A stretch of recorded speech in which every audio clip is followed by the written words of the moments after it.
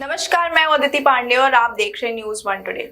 जाने माने जर्नलिस्ट और न्यूज चैनल आज तक के कंसल्टेंट एडिटर सुधीर चौधरी के खिलाफ कर्नाटका पुलिस ने एफआईआर दर्ज की है। सुधीर चौधरी पर आरोप है कि उन्होंने न्यूज चैनल के एक कार्यक्रम के दौरान सांप्रदायिक सद्भावना के खिलाफ साजिश रचने का काम किया है।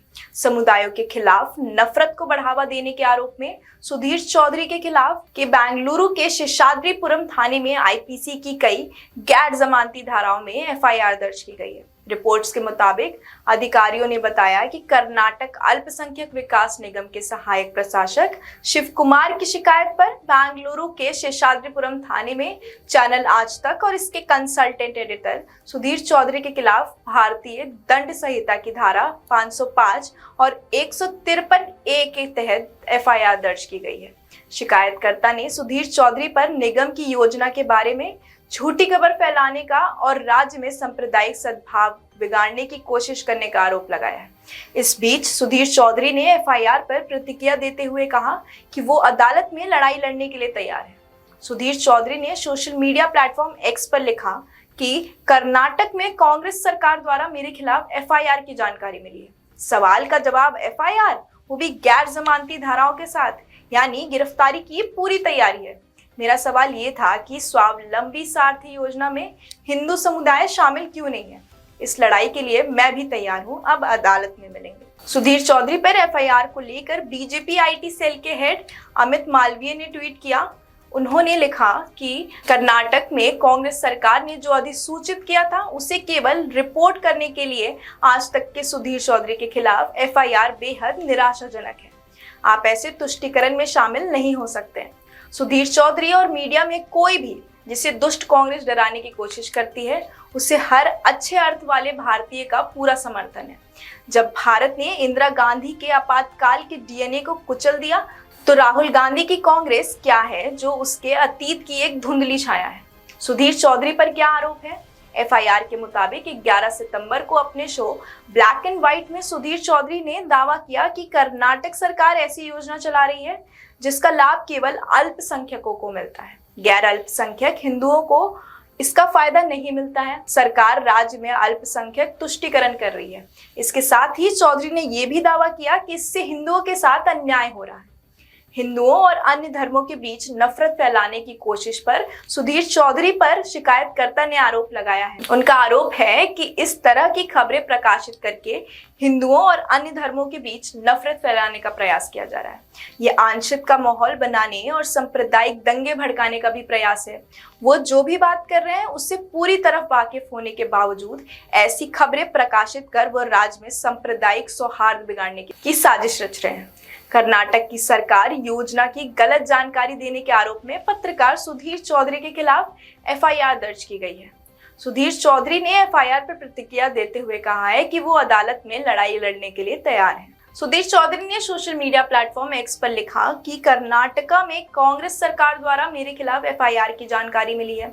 सवाल का जवाब एफआईआर, वो भी गैर जमानती धाराओं के साथ, यानी गिरफ्तारी की पूरी तैयारी है। मेरा सवाल ये था कि स्वावलंबी सारथी योजना में हिंदू समुदाय शामिल क्यों नहीं है।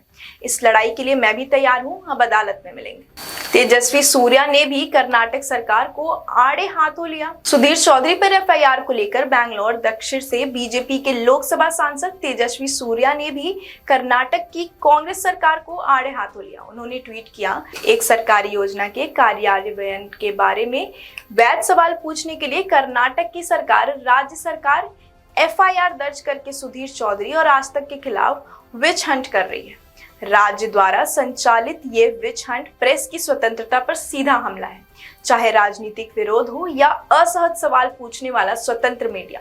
कांग्रेस सरकार कानून का दुरुपयोग करके सबसे पीछा छुड़ा रही है। कर्तव्यनिष्ठ नागरिकों के लिए राज्य सत्ता के ऐसे जबरदस्त दुरुपयोग के खिलाफ आवाज उठाना जरूरी है। सरकार राज्य में अल्पसंख्यक तुष्टीकरण कर रही है। इसके साथ ही चौधरी ने यह भी दावा किया कि इससे हिंदुओं के साथ अन्याय हो रहा है। केएमडीसी ने अपने बयान में क्या कहा? केएमडीसी यानी कर्नाटका माइनॉरिटी डेवलपमेंट कॉर्पोरेशन ने भी एक बयान जारी कर योजना की व्याख्या की है। केएमडीसी ने आरोप लगाया है कि चैनल ने खबर को तोड़ मरोड़ कर पेश किया है। बयान के अनुसार केएमडीसी बेरोजगार युवाओं को स्वरोजगार के लिए ऑटो रिक्शा, सामान और टैक्सी खरीदने के लिए 50% या 3 लाख रुपए तक की सब्सिडी दे रहा है। इसके अलावा देवराज उसके विकास निगम, डॉक्टर BR अम्बेडकर विकास निगम, वाल्मीकि विकास निगम और आदि जनभाव विकास निगम ने भी ऐसी ही योजनाएं लागू की हैं।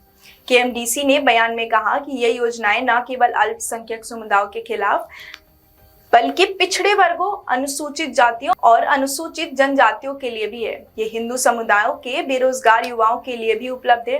ये योजनाएं मौजूदा कांग्रेस ने नहीं बल्कि पिछली BJP सरकार ने लागू की थी। न्यूज चैनल पर भी आरोप है। शिकायत में आरोप लगाया गया है, लेकिन समाचार चैनल ने इस खबर को तोड़ मरोड़ कर पेश करते हुए कहा है कि ये केवल सामान्य रूप से अल्पसंख्यकों और विशेष रूप से मुसलमानों के लिए है, जिसमें हिंदुओं के साथ अन्याय हुआ है। ये खबर झूठी है और दुर्भावनापूर्ण है। इसका उद्देश्य समाज में सांप्रदायिक भावनाओं को भड़काना है। रिपोर्ट्स प्रकाशित होने के बाद कर्नाटक के सूचना प्रौद्योगिकी और जैव प्रौद्योगिकी मंत्री प्रियांक खड़गे ने मंगलवार को आरोप लगाया है कि एंकर जानबूझ के सरकारी योजनाओं के बारे में गलत सूचना फैला रहे हैं। कांग्रेस अध्यक्ष मल्लिकार्जुन खड़गे के बेटे प्रियांक खड़गे ने सोशल मीडिया प्लेटफॉर्म X पर लिखा कि आज तक का एंकर जानबूझ के सरकारी योजनाओं के बारे में गलत सूचना फैला रहे हैं, जिसे सबसे पहले BJP सांसदों ने शुरू किया था। मीडिया का एक वर्ग इसे आगे बढ़ा रहा है। ये जानबूझकर और दुर्भावनापूर्ण तरीके से किया गया है। सरकार आवश्यक कानूनी कार्रवाई करेगी। इस खबर में बस इतना ही। देखते रहिए News1 Today। अगर आपको ये वीडियो अच्छी लगी हो तो हमारे चैनल को सब्सक्राइब करें और इस वीडियो को लाइक करें।